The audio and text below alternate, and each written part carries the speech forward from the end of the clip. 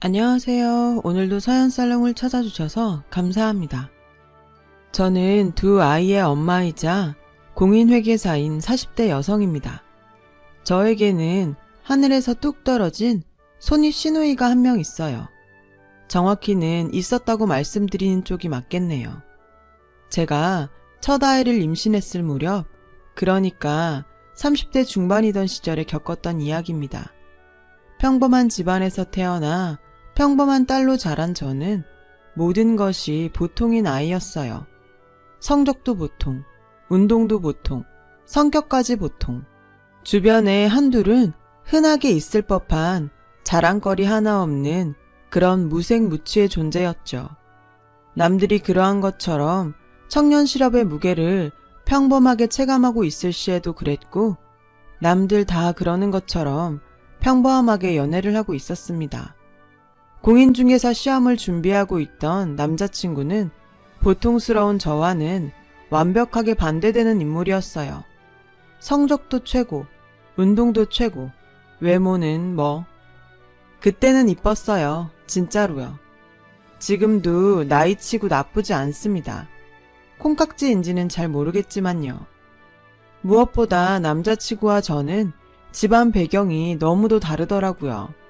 들어보니 대대로 물려져 내려오는 땅이 제법 된다더군요. 저는 그 이야기에 꿈이 그래서 공인중개사구나 싶었습니다. 언젠간 자기가 상속받게 될 땅인 만큼 부동산 사업을 하고 싶어 하는구나 라고 생각했어요. 그래도 뭐 딱히 부럽다거나 욕심이 난다거나 하지는 않았어요. 오히려 무덤덤했죠. 남자친구가 꼭 남편이 되라는 보장은 없잖아요. 그러던 어느 날 제가 공부하는 남자친구의 모습을 사랑스럽게 바라보고 있는데 뜬금없이 내기를 걸어오더라고요. 누가 먼저 시험 합격하나? 콜? 무슨 시험? 난 이력서 돌리느라 바빠 죽겠는데. 공인중개사 시험 준비하자고 우리 같이. 부부가 같은 일 하면 좋잖아.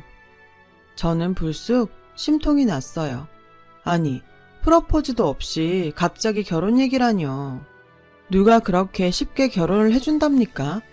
아무튼 심통이 난 저는 늘 혼자 특별했던 남자친구를 골려주고 싶었어요. 그래서 싫은데? 그러지 말고 자기야. 내가 도와줄게. 응? 됐어. 난 공인회계사 시험 볼 거야. 갑자기 무슨? 공인중개사는 자기한테 밀리는 기분이라서 싫고, 공인회계사도 어쨌든 공인 비슷한 글자 들어가잖아? 이 정도면 같은 시험 본다고 치든가 아님 말든가. 제 말에 남자친구는 픽 웃었고, 그렇게 저와 남자친구는 시험 준비생이 되었습니다. 장난스럽게 시작한 시험 준비였지만 공부하는 과정만큼은 장난스럽지 않았어요.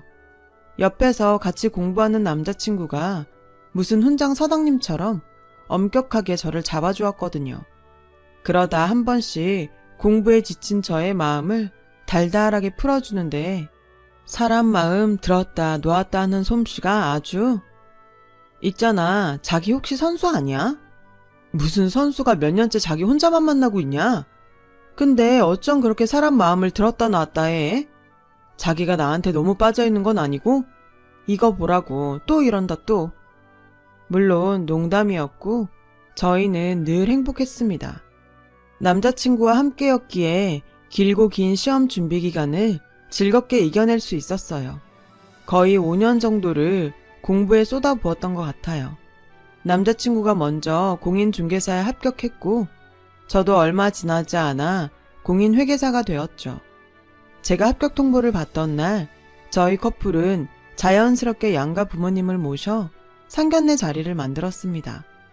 시댁은 시아버지와 시할머니 두 분이서만 함께 살고 계시는 집이었어요. 시어머니께서는 남자친구가 중학교를 졸업하는 모습을 보지 못하고 세상을 떠나셨다고 하더라고요.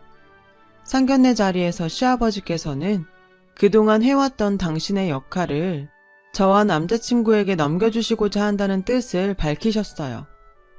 들어서 알겠지만 너의 시할머니가 가진 재산이 꽤 된단다. 그걸 맡아서 관리해주지 않으렴? 말씀 감사합니다, 아버님. 그치만 저희는 아직 너무 이르다고 생각합니다. 공인회계사라며 남편 될 사람은 공인중개사고 나보다 너희가 낫지 않겠니? 아버님께서도 그동안 훌륭하게 해오셨다고 들었습니다. 아서라, 천성이 셈이 밟지를 못한 위인이라 내가 얼마나 버거웠는데. 그래도 저희에게 갑자기 일을 넘겨버리시면 적적해서 어쩌시려고요. 어머니 챙기면서 살림이나 해볼까 싶어. 왜? 살림하는 시아버지 별로니? 자식을 보면 그 부모가 보인다고 하죠. 시아버지와 시할머니 두 분 모두 좋은 분이셨어요. 그래서 저는 시집살이에 대한 걱정 따위는 전혀 없이 시댁에 신혼방을 차렸죠. 저와 남편은 그동안 시아버지께서 해오셨던 시할머니의 자산관리를 도맡게 되었어요. 개인적인 직업을 가지면서 겸사겸사 관리를 해드릴까 싶었지만 그럴 수가 없었어요. 토지에 건물에 저희 부부의 관리가 필요한 영역이 워낙에 많고 넓었던 데다가 마침 허니문 베이비까지 생겼기 때문이었어요. 시아버지와 시할머니께서는 임신한 저를 무척이나 아껴주셨어요. 흩어져 있던 시할머니의 재산은 저와 남편의 전문적인 관리 아래 명확하게 정리가 되었고 조금씩이지만 아주 안정적으로 늘어나게 되었어요. 처음에는 살림살이에 서툰 모습을 보이시던 시아버지께서도 솜씨가 점점 늘어나셨고 덕분에 저희 집은 남부럽지 않을 만큼 늘 깔끔한 모습을 유지할 수 있었죠. 새 집처럼 반짝반짝까지는 아니었어도 가사일 도와주시는 여사님께서 전문적으로 관리하는 집안의 모습 정도는 되었습니다. 딱 그 무렵이었어요.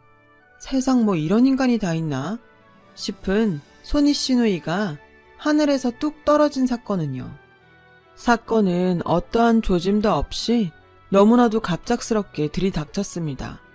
저와 시댁 식구가 화기애애하게 저녁을 먹고 있는데 웬 여자 하나가 킁킁 냄새를 맡으며 집으로 들어오는 게 아니겠어요?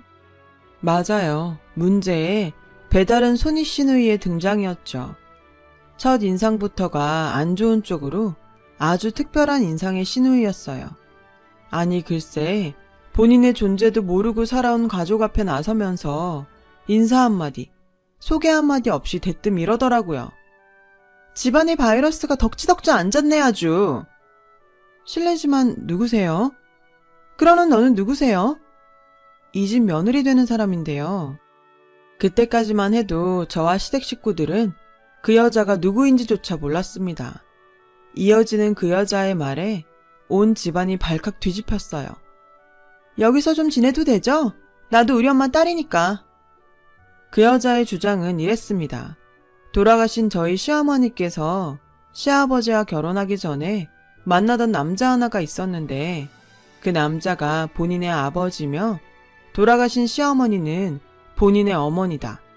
이야기를 들은 시아버지께서는 생전 처음으로 고함을 지르시며 문이 부서져라 방에 들어가 버리셨고 며칠 내내 물 한 모금 드시지 않으셨어요. 저는 남편과 시할머니에게 친자검사를 한번 해보자고 제안했어요. 갑작스러운 상황을 도저히 믿을 수가 없었던 데다가 자신이 남편의 배다른 누나라고 주장하는 그 여자의 첫인상이 영 불길했기 때문이었습니다. 그런데 검사 결과가 나오는 순간 저희 집은 또 한 번 발칵 뒤집히고야 말았습니다. 제 남편과 그 여자 사이의 관계는 목에 99.999% 의심의 여지조차 없는 배다른 형제 관계였던 거죠. 졸지에 손이 시누이가 생겨버린 저는 벙쪘고 시아버지께서는 돌아가신 시어머니를 향한 원망의 말씀을 중얼거리며 소주잔만 기울이셨죠. 그때 늘 조용조용 집안의 모든 일을 자식들에게 이임하시던 큰어른 시할머니께서 시아버지께 소주 한 잔 따라주며 가만히 말씀하셨어요. 받아주자. 나도 며느리가 원망스럽지만서도 며느리도 엄연히 자식이야. 며느리가 자식이면 내 새끼도 되는 거란다. 다음날 시아버지께서는 제가 서툰 솜씨로 끓여드린 해장국 한 그릇을 맛나게 싹싹 비우시고는 그 여자를 자식으로 받아주었습니다. 사연이 사연이니만큼 친자식처럼 대하겠다는 약속은 못하겠다. 다만 차별까지는 하지 않으마. 동의가 되면 이 집에 머물러도 좋아. 그렇게 모든 입장이 정리되는 듯 했어요. 집안 어른들의 뜻에 따라 남편은 배다른 누나의 존재를 인정했고 저 또한 배다른 손이 시누이로 받아들였죠.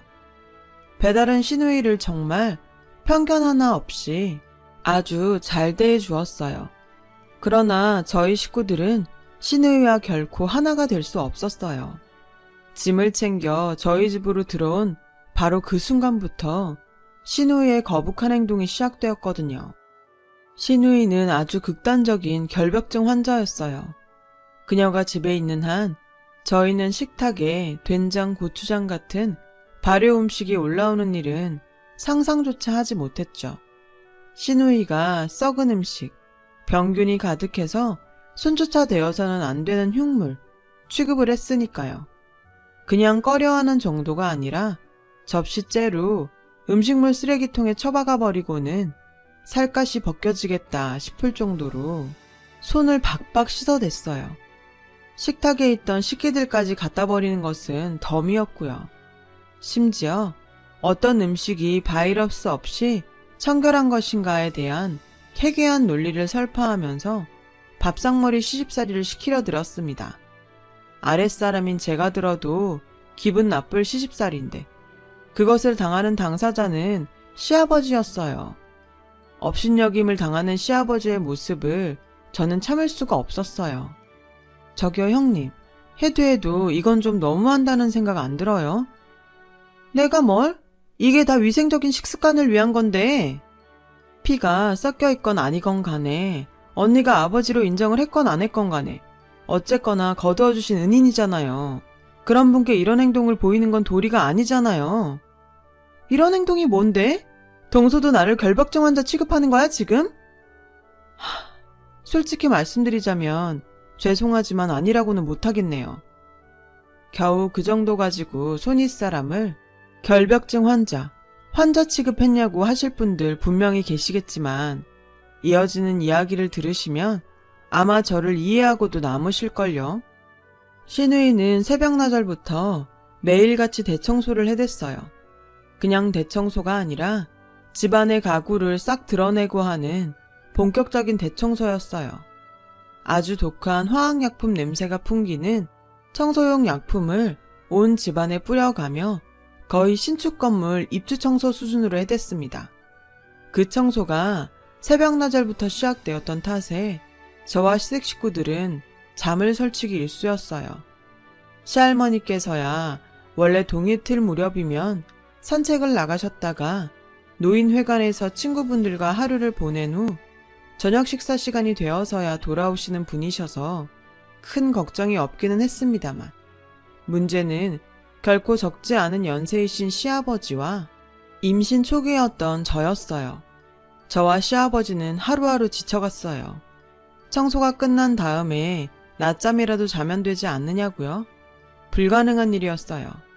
새벽나절부터 시작된 아침 대청소가 끝난 다음에는 점심즈음부터 오후 청소가 시작되었으니까요. 그놈의 오후 청소 역시도 아침 청소와 똑같이 입주 청소 수준이었죠. 그러다 보니 한 달치 수도세가 거의 1년짜리 수도세만큼 나오더라고요. 기가 찼어요. 무엇보다 그 독한 청소약품 냄새가 임산부인 저로서는 도저히 가만히 있을 수가 없었어요. 그래서 날 잡고 한 소리 했죠. 저 임산부잖아요. 화학약품 냄새 해로운 거 모르세요? 해롭다니? 얼마나 청결한 향기인데. 그리고 너무 주제넘게 구는 거 아니야? 내가 네 남편 누나 되는데.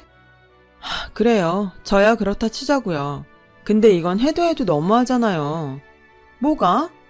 시아버님 매일 속상해하세요. 당신 살림솜씨가 오죽 변변찮았으면 이렇게까지 하겠냐면서요. 변변찮긴 하더라. 더럽고 냄새나고. 아직 뭘 잘 모르나 본데 시아버님 살림에 재미 붙이셨어요. 집안의 시아버님 정성 닿지 않은 구석 하나 없는데 지금 그걸 무시하고 짓밟는 거라고요. 제발 적당히 좀 하세요, 적당히. 신우이는 제 말을 이해했는지 아님 무시를 하는 건지 대꾸 없이 돌아서더라고요. 그리고 바로 다음날 문제의 사건이 터져버렸어요. 저와 남편이 업무차 하루 종일 집을 비운 동안 정신 나간 신우이가 시할머니와 시할아버지의 손때가 묻은 물건들을 모조리 가져다 버렸더라고요. 저와 남편은 그 사실을 시할머니와 시아버지께서 알게 되시기 전에 온 동네를 쏘다니며 물건들을 되찾아왔습니다. 그리고는 신우이에게 경고했어요. 한 번만 더 이런 일 벌리면 아무리 손윗사람이셔도 가만 안 있을 겁니다. 그랬더니 신우이의 대답이 가관이었어요. 더러워서 그랬어, 더러워서. 바이러스가 득실득실 하더만. 바로 그 다음 날이었어요. 이번에는 다른 물건들을 싸그리 싹 버렸더라고요. 저희 가족들이 손주가 태어나면 보여주겠다면서 애지중지 모으고 관리해왔던 가족의 역사가 고스란히 담긴 물건들이었어요. 이유는 단 하나. 먼지와 손때가 많이 묻어 있어서 소름 돋는다. 이번에는 그 사실을 시아버지께서 먼저 알게 되셨고 저와 남편이 쓰레기 집화장까지 수소문해 보았지만 물건들을 찾을 수는 없었어요. 당연히 가족들은 분노했고 제가 총대를 메고 신우이의 앞으로 나섰어요. 신우이의 짐들을 그녀 앞에 내팽개치며 쏘아붙였습니다. 나가세요. 우리는 당신 같은 가족 둔 적 없어요. 신우이는 저희 남편과 시아버지에게 구원의 눈빛을 보냈지만 단호한 시선만 돌려받을 뿐이었어요. 잠시 이도저도 못하던 신우이는 뜻밖의 말을 꺼냈습니다. 임산부 이렇게 내쫓으면 벌 받는데. 남편과 시아버지의 얼굴에 망설이는 기색이 스쳐갔습니다. 그러자 신우이는 이거다 싶었는지 감추어 두었던 여우기질을 드러내며 두 남자를 구스르기 시작했어요. 임신 우울증으로 인해 저지른 실수라느니 뭐라느니 말 같지도 않은 변명을 해가면서 자신의 행동을 정당화했어요. 남편과 시아버지께서는 그 말을 완전히 신뢰하지는 못하는 모습을 보이는 한편으로 배달한 식구를 받아주었을 만큼 천성이 너그럽고 유순한 사람들이었던 탓에 신우이의 변명에 어물쩍 속아주기 일쑤였어요.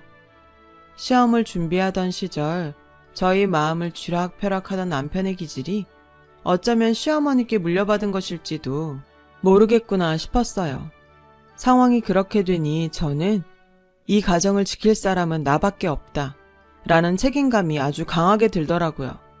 신우이의 임신이 거짓이라고 믿었죠. 무엇보다 아무리 임신이라고 하더라도 그래서 우울증 때문에 물건들을 버린 실수를 했다고 100번 양보해서 눈 감고 넘어가 준다고 하더라도 극단적인 결벽증 행위는 임신으로는 도저히 설명이 되지를 않는 그런 거잖아요. 뻔하죠. 임신 핑계로 살살 구슬려가며 버티다가 출산할 즈음에서 유산했다. 한마디로 퉁치고 유산에 대한 책임을 핑계로 두 남자를 또 휘어잡으려는 속셈이라는 거. 물론 같은 여자와 임산부 입장에서 설마 임신을 무기로 삼을까 하는 의문이 있었던 것도 사실이에요. 그렇잖아요. 세상이 어느 세상인데 쉽사리 임신 공격이라니요. 확신이 필요했고 슬쩍 떠보았어요. 아이 아버지 되시는 분 집에 한번 모시고 오지 그러세요. 누구? 왜 놀라고 그러실까? 아이가 있는데 아버지가 없지는 않을 거잖아요. 그 순간 저는 늘 뻔뻔하던 신우이의 눈빛이 흔들리는 것을 포착했어요. 반쯤 확신한 저는 쐐기를 박았어요. 그쪽 집안 어른분들께서는 뭐라 그러세요?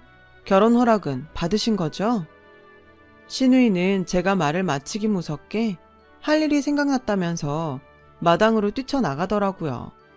쫓아가 보니 신우이가 장독대에 담긴 장들이 잘 익었나 살피고 있는 것이 아니겠습니까? 평소 더럽다는 이유로 근처에 가기조차 꺼려했으며 언제 갖다 버릴까 호시탐탐 제 눈치만 살피던 그 장독대와 장들을 말이죠. 마침내 확신한 저는 남편과 시아버지께 저의 모든 생각을 말씀드렸어요. 시누이가 임신을 핑계로 가족들을 쥐락펴락하는 것 같다고요. 하지만 남편과 시아버지께서는 쉽사리 믿지 못하는 눈치였어요. 그래요, 이해해요. 일반적인 사람의 보편적인 상식으로는 감히 상상조차 할 수 없는 미친 짓거리였으니까요. 가정을 지키기 위해서는 증거가 필요했죠. 시누이가 임신을 무기로 삼았다는 결정적인 증거 말이에요. 제가 시누이를 떠보았던 그날 이후로 그 여자는 저를 무척 경계했어요. 그래서 쉽사리 증거를 잡을 수는 없었습니다. 하지만 꼬리가 길면 언젠가는 반드시 잡히는 법이죠. 오래지 않아 저는 결코 부정할 수 없는 증거들을 잡아낼 수 있었어요. 증거를 잡아낸 저는 며칠을 잠자코 시누이를 지켜보았죠. 그 추악한 속내를 폭로하기에 적절한 때를 기다렸던 것이죠. 그렇게 얼마의 시간이 흐르고 그간 잠잠해진 저의 추적에 안도했는지 시누이가 역대급으로 거북한 말을 입에 올리고야 말았어요. 사람으로서는 도저히 해서는 안 되는 말이었어요. 할머니 말인데 노인네 냄새가 너무 심해. 머리카락 빠지는 것도 더럽고 왔다 갔다 각질 떨어지는 것도 역겨워. 그 말에 큰 충격을 받은 남편과 시아버지는 숟가락을 떨어뜨리셨고 저는 시누이를 불러냈어요. 말씀 가려하세요. 사람이 사람한테 그러면 안 되는 거죠. 내가 어디 못할 말이라도 했어? 우리 전통 중에 고려장이라는 것도 있잖아. 그러니까 할머니를 내다 버리자는 말씀이네요, 지금. 굳이 그렇게까지 얘기를 해주면야 나야 뭐. 아, 아니라는 말은 끝까지 안 하시네. 이봐요. 우리 전통에 고려장은 없어요. 조작된 가짜 사실이지. 그리고 저희는 할머니 끝까지 모실 겁니다. 이게 어디서 겁도 없이? 내가 아무것도 모르는 줄 아나 진짜. 좋은 말로 할 때 얌전히 집에서 나갑시다. 예?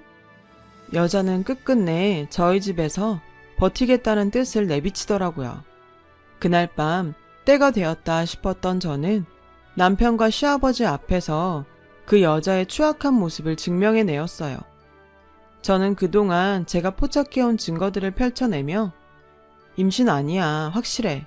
저 여자가 우리 가지고 노는 거라고 지금. 무슨 소리야. 알아봤는데 그 여자가 맨날 뿌려대는 청소약품들 그거 엄청 독한 거래. 전문가들도 복장이랑 마스크 없이는 사용하지 않을 만큼 일반 사람들한테도 그만큼 해로운 약품인데 그 여자가 진짜 임산부였으면 맨손에 마스크도 안 쓴 채로 펑펑 뿌려댈 수 있을 리가 없잖아. 보통 사람 같으면 그랬겠지. 근데 결벽증에 눈이 멀었을 수도 있잖아. 그냥 결벽증도 아니고.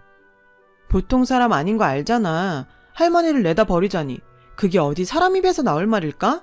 그리고 이거 보면 임신 맞다고는 절대 못할 거야. 저는 준비했던 비닐봉지를 꺼내놓았습니다. 그 안에 결정적인 단서가 담겨 있었죠. 정 궁금하면 열어봐도 되는데 보지 않는 걸 추천해. 대체 뭔데 이래? 생리대야. 피 묻어있는 거 그대로. 진짜? 정말? 내가 화장실에서 직접 찾았어. 생각해봐. 할머니는 폐경이시고 당신이랑 아버님은 남자고 이 집의 여자는 그 인간이랑 나밖에 없는데 나 임신한 건 확실하잖아. 그럼 이건 누구 걸까?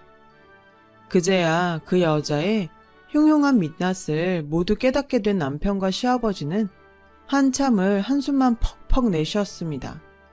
한참이 지나고 나서야 시아버지께서 입을 여시더라고요. 고얀 것, 은혜를 이따구로 갚아? 가만히 계실 거예요, 아버님.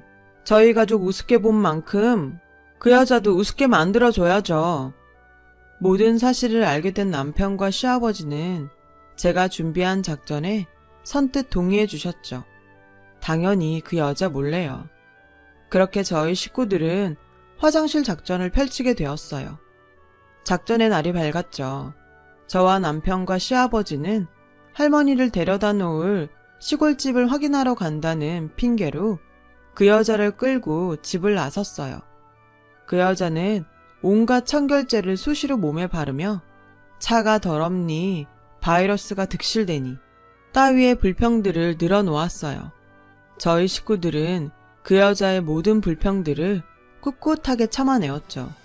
그런 짓거리도 앞으로 얼마 남지 않았으니까요. 도착한 곳은 어느 지방의 시골집이었어요. 옛날에 지어진 그대로에다가 푸세식 화장실도 남아있는 오래된 집이었죠. 저는 그 집을 둘러보며 그 여자에게 말을 걸었어요. 여기 신도시 들어온대요. 땅값이 지금도 많이 올랐고 앞으로는 훨씬 많이 오를 거라고요. 그래? 아니, 얼마나 오르길래? 얘기해봤자 어차피 잘 모르실 거고 여기 근처 몇만 평 정도가 할머니 명이거든요. 근데, 응? 뭔데?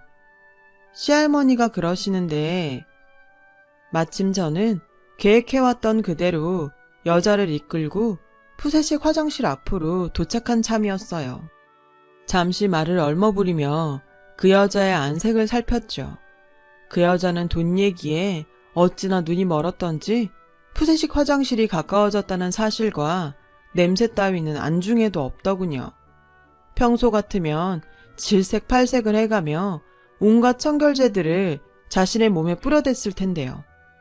그러거나 말거나 저는 회심의 미소를 지으며 준비해갔던 시할머니 명의의 등기 권리증을 보란듯이 꺼내들었습니다. 시할머니가 그러시는데 며느리도 자식이고 며느리 자식이면 내 새끼도 되는 거라고. 그래서 이거나 주신다고 하셨어? 단 언니가 시할머니를 모시고 사는 조건으로요. 콜, 약속할게. 그래야지. 당연히 그래야지. 내가 우리 할머니를 얼마나 아끼고 사랑했는데. 신나서 방방 뛰는 그 여자의 모습이 어찌나 역겹던지 세상을 좀먹는 바이러스 그 자체였습니다. 저는 곧장 계획했던 무언가를 행동에 옮겼어요. 실수인 척 할머니 명의의 등기 권리증을 푸세식 화장실 안으로 떨어뜨렸어요. 그러자 건질 막대기 같은 건 없나 잠시 둘러보던 그 여자는 미련 없이 푸세식 화장실 그 변무더기 속으로 뛰어들어가는 게 아니겠어요? 저도 모르게 아! 하고 소리를 질렀어요. 그리고는 실소가 나오더군요. 돈이라는 것이 사람을 저렇게 멍청하게 만들기도 하는구나 싶었어요. 상식적으로는 굳이 뛰어들어갈 필요까지 없잖아요. 저도 진짜 놀래서 애 떨어질 뻔했네요. 등기 권리증이야 재발급받으면 되는 것을요. 아니, 어쩌면 그만큼 멍청한 속물이었기에 가능한 일이었을지도 모르겠어요. 제가 실소를 짓는 사이 그 여자는 변무더기를 싱글벙글 헤집어가며 등기 권리증을 집어들더라고요. 그러기 무섭게 신우이의 떨리는 목소리가 들려왔어요. 뭐야 이거? 이거 왜 뒷장이 다 빈종이야? 그랬어요. 제가 준비해간 등기 권리증은 표지만 복사해 놓은 가짜였어요. 두 번째 페이지부터는 그냥 빈종이에 불과했습니다. 그 여자가 그동안 저희 식구들에게 선사했던 역겨움을 고스란히 되돌려주기 위한 작전이었죠. 사실 이렇게까지 뛰어들 줄은 몰랐죠. 막대기 같은 거 하나 찾아 어쩔 수 없이 푸세식 화장실 한번 뒤집어 봐라. 이 정도였거든요. 이거 왜 빈종이냐니까 대답해봐 얼른. 마침 시아버지와 남편이 푸세식 화장실에 도착했어요. 그 여자는 저를 향한 온갖 저주의 말을 퍼부으면서 남편과 시아버지께 빨리 꺼내달라고 애원하기 시작하더라고요. 하지만 시아버지와 남편은 미동조차 하지 않았어요. 한껏 분노한 눈빛을 그 여자에게 쏘아보냈을 뿐이었죠. 당연한 일인걸요. 임신한 사람한테 이러면 안 되는 거야. 똥똥 올라서 죽으면 어쩌라고. 유산이라도 하면 어쩌라고. 꺼내줘 빨리. 그러니까 말이에요. 임신한 사람이 똥똥 오르면 어쩌려고 거기서 헤엄을 치고 있어요. 이봐요 아줌마. 우리 가족들이 그렇게 멍청해 보였어? 그 여자가 아무리 변무더기를 헤집으며 꺼내달라고 애원해봤자 남편과 시아버지는 눈 하나 깜짝하지 않았어요. 당신이 진짜 임신을 했더라면 감히 거기 뛰어들 생각은 하지도 못했겠지. 세상 어느 엄마가 그럴 수 있겠어? 그리고 돈이 참 좋기는 좋나 보다. 그놈의 어마어마한 결벽증까지 한 방에 치료해버리고. 네가 나야? 내가 임신인지 아닌지 어떻게 아냐고. 됐고, 말 섞기도 싫으니까 하나만 물어볼게. 그렇게 싫어하던 더러운 것들 사이에 스스로 뛰어든 소감이 어때? 푸세식 화장실 가득 그 여자의 절규가 울려 퍼졌어요. 그러거나 말거나 저희 식구들은 통쾌한 미소를 주고받으며 돌아섰고요. 그 여자가 그토록 입에 달고 살던 더러운 것들 속에 빠뜨려 놓은 채로요.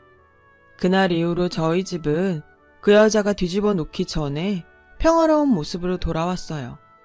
그 여자가 버렸던 가족의 역사가 담긴 물건들을 끝끝내 찾아내지 못한 것은 다소 아쉬웠습니다만 저희 식구들은 사람 하나 걸은 것 치고 싸게 먹혔다 생각하자. 앞으로 더 많이 아끼고 사랑해가면서 우리의 역사를 다시 만들어 나가자 하는 말로 서로를 위로했어요. 그 여자는 얼마 지나지 않아 다시 저희 집으로 기어 들어왔습니다. 하지만 더 이상 그 여자가 머물 자리 따위는 없는 집이었죠. 받아줄 때도 어지간히 없나 보다.